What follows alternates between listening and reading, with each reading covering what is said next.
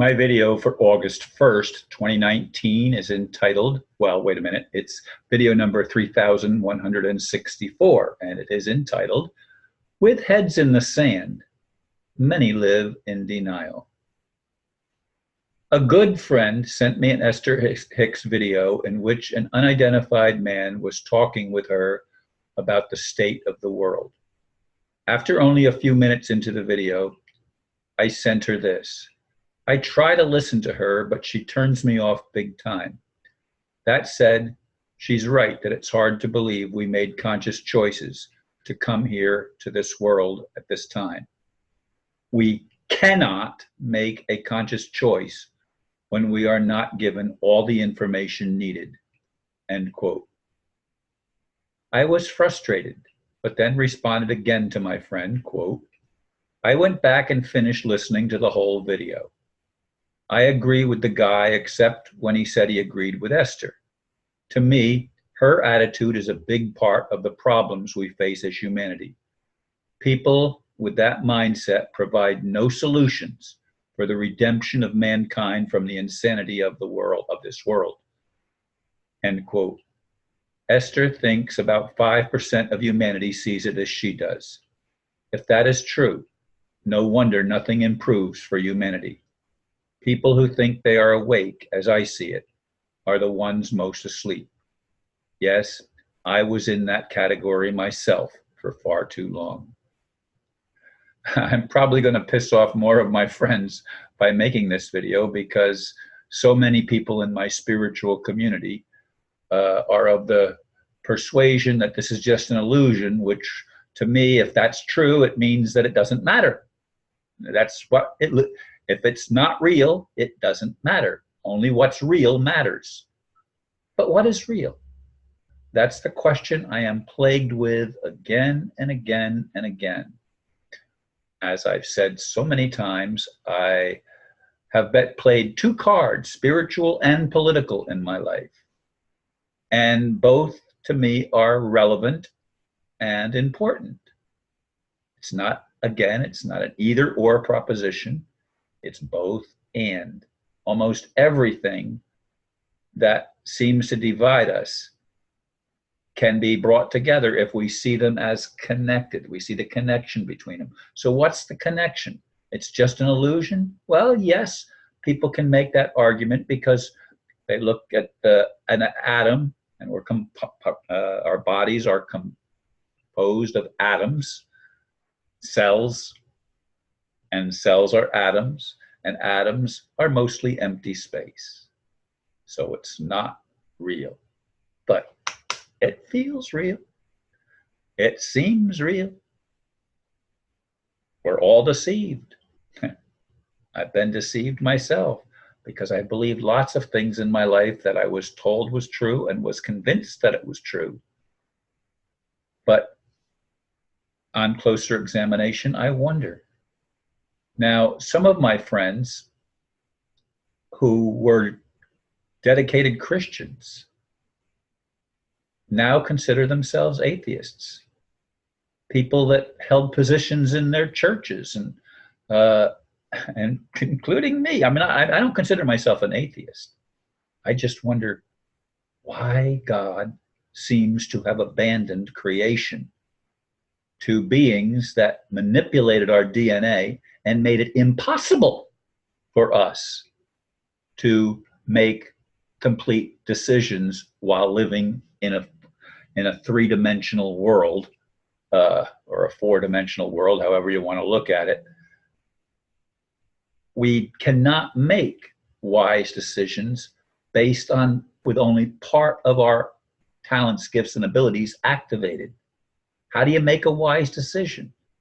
Well, some say that God can't let fallen man into heaven because that would corrupt heaven. Now, I don't know if they would word it exactly the way that I just said it, but in any case, we're not capable of living in harmony and peace.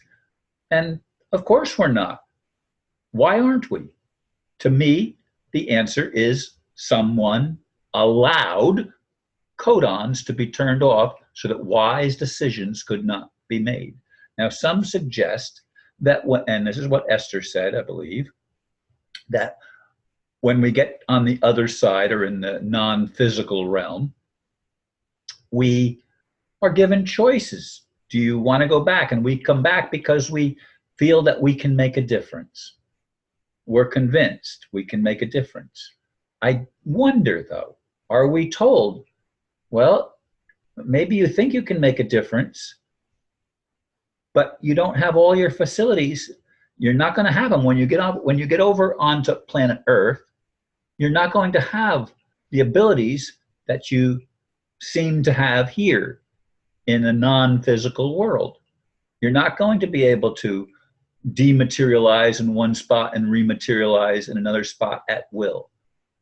You're not going to be able to do things that are considered miracles on our side of the world and in our life experience, but supposedly they'd be commonplace if all of our abilities, talents, gifts, and abilities were activated.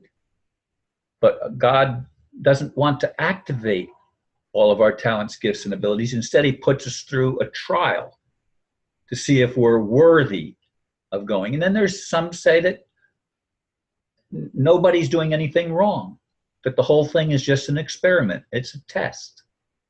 You know, well, who's testing who?